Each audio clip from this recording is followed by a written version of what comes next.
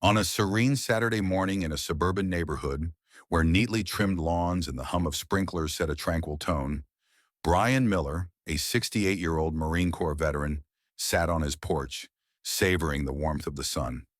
Paralyzed for 8 years since a combat injury in Afghanistan left his spine riddled with metal, Brian was a familiar figure, his wheelchair a constant on the wooden planks, a mug of black coffee in hand as he watched his son, Ryan, mow the lawn.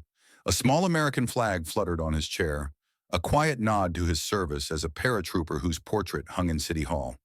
But this peaceful routine was shattered when two fake HOA officers, Mike Donovan and Jared Lowry, pulled up in a white SUV, their Canva-designed emblem and tactical uniforms screaming false authority. They targeted Brian, claiming his wheelchair's position on his own porch violated a shared access line, threatening arrest in a brazen display of arrogance. They saw a disabled man, not the combat veteran whose resolve had been forged in the crucible of war. The confrontation escalated swiftly. Mike, square-jawed and smug, pointed aggressively, while Jared, hiding behind oversized sunglasses, barked about community compliance. Brian's response was calm but unyielding. "I'm on my own property." Undeterred, Mike gripped Brian's shoulder, a grave miscalculation. Ryan, witnessing the affront, charged forward, demanding they back off, but Brian's steady command, "Stand down, Ryan," halted the chaos. The fake officers, blinded by their assumption of Brian's weakness, pushed further, shoving his wheelchair down the driveway and demanding he stand up for arrest. Brian's retort, "Good luck with that," carried the weight of a man who'd faced worse than their theatrics. Then in a moment that defied 8 years of paralysis, Brian gripped the armrests, his knuckles whitening, and rose. Inch by inch, his legs, untouched by movement since the desert, bore his weight, a 6-foot frame standing tall on sacred ground. "You should have checked who you were messing with," Brian said, his voice low, eyes piercing through Jared's facade. As Jared reached for cuffs, Brian's fist, guided by combat precision, struck his jaw, dropping him instantly. Mike swung a baton, but Brian sidestepped, his elbow landing a clean hit to Mike's temple. Both men collapsed, their fake badges scraping the concrete. Neighbors, once silent, recorded the scene. Jaws dropped as Brian stood, trembling but unbroken, sweat on his brow. For Americans aged 18 to 50, Brian's defiance is a rallying cry. Courage isn't in mobility, but in the will to rise. His stand, a testament to a veteran's enduring strength, exposed the imposter's fraud and sparked a community reckoning, proving that even when pushed down, the spirit can soar. In the heart of a suburban neighborhood, where the rhythmic hum of lawnmowers and the chirping of sparrows crafted an idyllic Saturday morning, a sinister scheme thrived under the guise of authority. Brian Miller, a 68-year-old Marine Corps veteran, paralyzed since his service in Afghanistan, sat on his porch, a mug of black coffee in hand, his wheelchair warmed by the sun.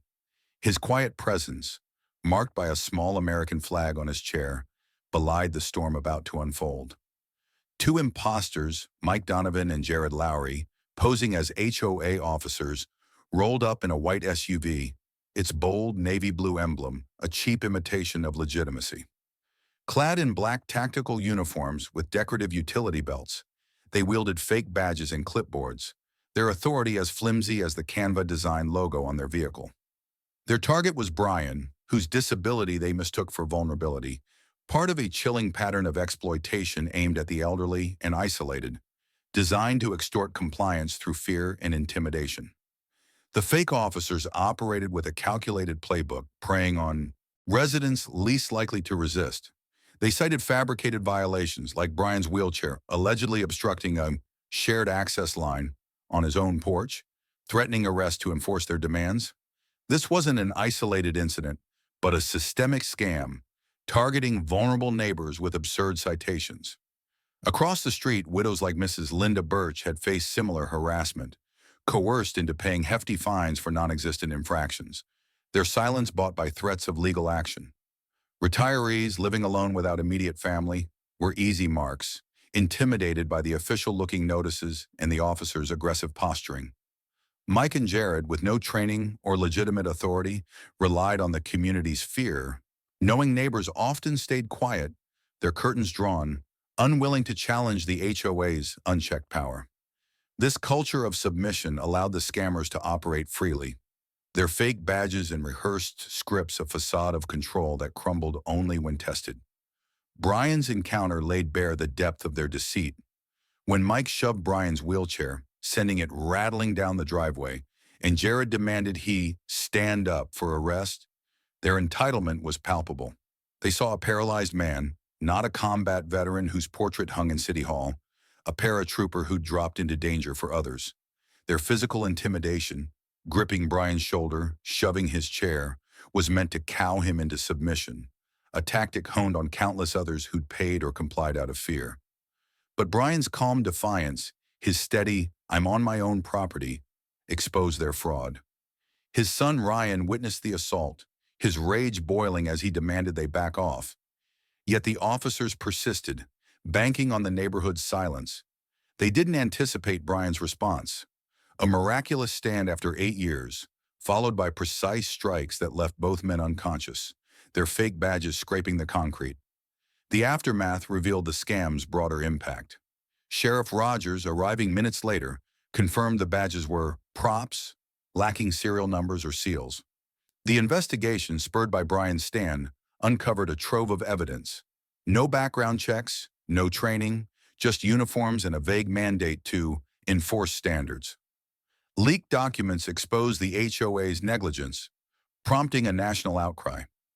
For Americans aged 18 to 50, Brian's story is a gut punch, a stark reminder of the vulnerability of aging loved ones and the audacity of those who exploit trust. It underscores the need for vigilance, urging communities to question unchecked authority and protect the defenseless. Neighbors, once silent, rallied, leaving tributes on Brian's porch, their newfound solidarity a testament to the power of one man's stand. The charges, fraud, impersonation, assault, signaled justice. But the real victory was a neighborhood awakened, ensuring no one faces such tyranny alone. Brian's porch became a symbol. When fear builds walls, courage tears them down. In the quiet hum of a suburban Saturday morning, where the scent of fresh-cut grass and the soft chirping of sparrows painted a picture of calm, Brian Miller, a 68-year-old Marine Corps veteran, sat on his porch, his wheelchair bathed in sunlight, a mug of black coffee steamed in his hand, a small American flag fluttering on his chair, a nod to his paratrooper past. Paralyzed for 8 years since Afghanistan, Brian was a fixture in the neighborhood, known for his quiet resilience, shoveling snow with a broom handle taped to his chair, tending his garden, raising his son, Ryan, with steady decency. But this morning, his porch became a stage for a miracle that would jolt a community awake. When two fake HOA officers, Mike Donovan and Jared Lowry, rolled up in a white SUV, their fake badges and tactical uniforms reeking of false authority, they saw only a disabled man to bully. Their attempt to arrest Brian for his wheelchair's placement sparked a defiance that culminated in Brian standing for the first time in nearly a decade, transforming a personal stand into a national rallying cry. The confrontation began with chilling arrogance. Mike and Jared, citing a fabricated shared access line violation, demanded Brian's compliance, shoving his wheelchair down the driveway when he refused. Their taunts, "Stand up, sir, you're under arrest," dripped with condescension, blind to Brian's combat-honed spirit. Ryan, mowing the lawn, rushed over, fury blazing as he saw Mike grip his father's shoulder. But Brian's calm, "Stand down, Ryan," held the moment in check. Then, in a scene that seemed to pause time, Brian gripped the armrests, his knuckles white, and rose. Inch by inch, his legs, dormant since the desert, bore his 6-foot frame, a paratrooper reborn on concrete. Neighbors, peering from behind curtains, froze. Mrs. Linda Birch's phone hovered. Others' hands trembled as they recorded. Brian's stand wasn't just physical. It was a defiance of every assumption that had boxed him in since his injury. "You should have checked who you were messing with," Brian said, his voice a low rumble. As Jared reached for cuffs, Brian's fist struck his jaw, dropping him instantly. Mike swung a baton, but Brian's elbow met his temple, sending him to the ground. Both lay still, their fake badges scraping the driveway. The neighborhood, once silent, erupted into quiet awe. phones capturing the 38-second clip that would soon go viral. By morning, the video, shared from a local forum to veteran support pages, hit national news, headlines blaring, "Disabled Vet Stands Against HOA Thugs." Veterans launched "We Still Stand" hashtags, posting tributes to Brian's resolve. A retired general praised his mercy, noting, "Many would not have shown the same." The image of Brian, sweat on his brow, standing tall, became iconic, not for violence but for drawing a line against injustice. The community's awakening was profound. Neighbors once cowed by the HOA's unchecked power left cookies, flowers, and notes on Brian's porch. A college student's letter read, "You reminded me strength is in rising." The viral clip sparked outrage, exposing the HOA's scam. No background checks, no training, just costumes and clipboards. Advocacy groups demanded reform, and the HOA's enforcement program was dismantled. For Americans aged 18 to 50, Brian's stand is a clarion call to protect the vulnerable: grandparents, veterans, anyone targeted by false authority. His porch, now a symbol, galvanized a neighborhood to rally together, their tributes and newfound vigilance ensuring no one faces such tyranny alone. Brian's miracle wasn't just standing, it was awakening a community to the power of collective courage, proving that one man's defiance can redraw the lines of justice and inspire a nation to stand with him. On a tranquil Saturday morning in a suburban neighborhood, where the gentle hum of lawnmowers and the chirping of sparrows set a peaceful rhythm, Brian Miller, a 68-year-old Marine Corps veteran, sat on his porch, his wheelchair catching the morning sun. A mug of black coffee rested in his hand, a small American flag fluttering on his chair, a quiet tribute to his paratrooper days. Paralyzed for 8 years since an injury in Afghanistan left his spine laced with metal, Brian was a symbol of quiet resilience. Known for tending his garden, clearing snow with a broom handle taped to his chair, and raising his son, Ryan, with steadfast decency. When two fake HOA officers, Mike Donovan and Jared Lowry, arrived in a white SUV, their fake badges and tactical uniforms exuding false authority, they saw only a disabled man to intimidate. Their attempt to arrest Brian for his wheelchair's placement on his own porch ignited a stand that redefined strength, embodying American values of resilience, dignity, and the unyielding right to stand against illegitimate power. The confrontation was a stark clash of arrogance and resolve. Mike and Jared, citing a fabricated shared access line violation, shoved Brian's wheelchair down the driveway, demanding he stand up for arrest. Their taunts, dripping with condescension, underestimated the man whose portrait hung in City Hall, a combat veteran who dropped into danger for others. Brian's calm retort, "Good luck with that," carried the weight of his unbowed spirit. Then, in a moment that seemed to defy gravity, Brian gripped the armrests and rose, his legs dormant for 8 years, bearing his 6-foot frame. "You should have checked who you were messing with," he said, his voice a low thunder. With precise, combat-honed strikes, he felled both men, Jared with a fist to the jaw, Mike with an elbow to the temple, leaving them sprawled, their fake badges scraping the concrete. The small American flag on his chair, fluttering in the breeze, became a symbol not of conquest but of sovereignty, a veteran reclaiming his ground. Brian's stand transcended the physical. It was a rejection of the assumptions that had shadowed him since his injury. Every glance that whispered, "He can't." His resilience, forged in war and tempered by years of silent endurance, shone in his refusal to let false authority strip his dignity. In court, cleared of charges in under an hour, Brian's quiet nod as the verdict was read spoke volumes. Justice had caught up. His testimony, delivered without fanfare, echoed American ideals of individual rights, especially for veterans who've sacrificed for freedom. The neighborhood's response amplified the symbolism. Neighbors left cookies, flowers, and a note from a student. "Strength lives in the decision to rise." Kids called him a hero. Brian, with a chuckle, demurred, "I just couldn't sit still." For Americans aged 18 to 50, Brian's story is a powerful reminder that strength isn't measured by physical ability, but by the courage to rise against injustice.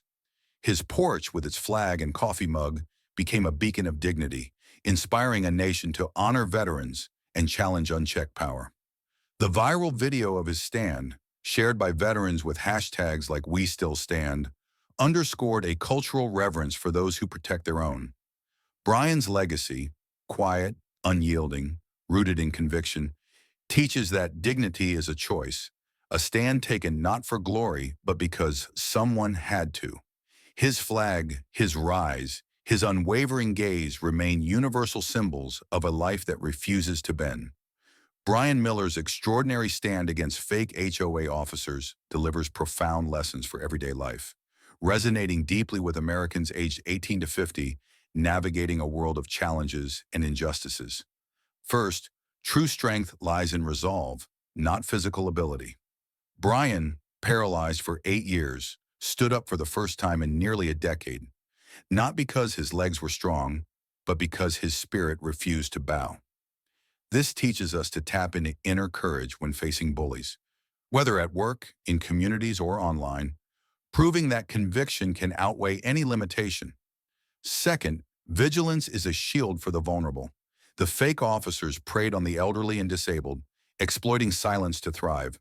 Brian's defiance exposed their scam, urging us to question dubious authority, check on aging loved ones, and speak up when something feels wrong, like a shady contractor or an overreaching official. Third, one voice can spark collective change. Brian's stand, captured in a viral 38-second video, transformed a silent neighborhood into a united front, with neighbors leaving tributes and demanding HOA reform. This reminds us that standing up, even alone, can inspire others to act, whether it's rallying co-workers against unfair policies or supporting a friend's cause. Finally, dignity is non-negotiable. Brian's refusal to let fake badges strip his worth, marked by his American flag and quiet presence, echoes a cultural reverence for veterans and personal sovereignty. It challenges us to honor our own value and that of others, especially those society overlooks. In daily life, these lessons are actionable. Young adults can channel Brian's courage to confront workplace intimidation, knowing a steady no can shift power dynamics. Families can adopt his vigilance, ensuring grandparents aren't scammed by fraudulent calls or notices. Communities can emulate his impact, using social media to amplify injustices, much like the We Still Stand hashtags. For veterans advocates, Brian's story is a call to protect those who've served, ensuring their sacrifices aren't met with disrespect. His porch, with its flag and coffee mug, stands as a reminder. Strength is in the choice to rise. Vigilance guards our loved ones, and dignity, once claimed, can move a nation. In a world that often pushes us down, Brian's stand teaches us to rise, not for applause, but because it's right. Apply these truths, and you'll not only live better, you'll inspire others to do the same.